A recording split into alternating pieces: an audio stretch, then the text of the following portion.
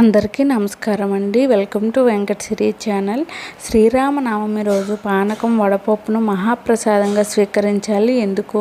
దశావతారాల్లో 7వ అవతారంగా రావణ సంహరణార్థమై వసంత ఋతువులో చైత్రశుద్ధ నవమి పునర్వసు నక్షత్ర కర్కాట లగ్నంలో మధ్యాహ్న సమయంలో శ్రీరాముడు జన్మించాడు. రామ అంటే కేవలం 2 అక్షరాలు మాత్రమే కాదు, అదో మహాశక్తి మంత్రం. రావణ సంహారం చేసి ధర్మాన్ని రక్షించాడు. మానవుడు ఎలా ఉండాలి, బంధాలను ఎలా గౌరవించాలి, ఎలా కాపాడుకోవాలి, ఉత్తమ రాజు లక్షణం, ఉత్తమ సోదరుని కర్తవ్యం, పితృవాక్య పరిపాలన, ఇలా అనేక విషయాలను ఆచరించి చూపించిన గొప్ప వ్యక్తిత్వం గలవాడు శ్రీరామచంద్రమూర్తి. అందుకే శ్రీరాముడు ఆదర్శ పురుషుడు. శ్రీరామనవమి పూజలో యథాశక్తిగా స్వామిని పూజించి పానకం వడపప్పును నైవేద్యంగా సమర్పించి పేద ధనిక తారతమ్యం లేక రాములోరి ప్రసాదంగా స్వీకరించడం పరిపాటి. శ్రీరామనవమి రోజు పానకం వడపప్పును స్వీకరించడంలో ప్రాముఖ్యత ఉంది.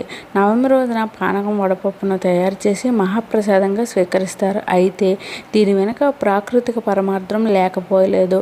ఇది వేసవి కాలం.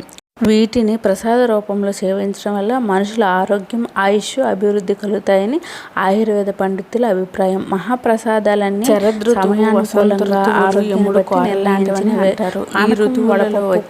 వ్యాధులకు పానకంలో ఉపయోగించే మిరియాలు, యాలకులు ఉపశమనాన్ని ప్రసాదిస్తాయని, ఔషధంలో పనిచేస్తాయని లౌకికంగా చెబుతారు.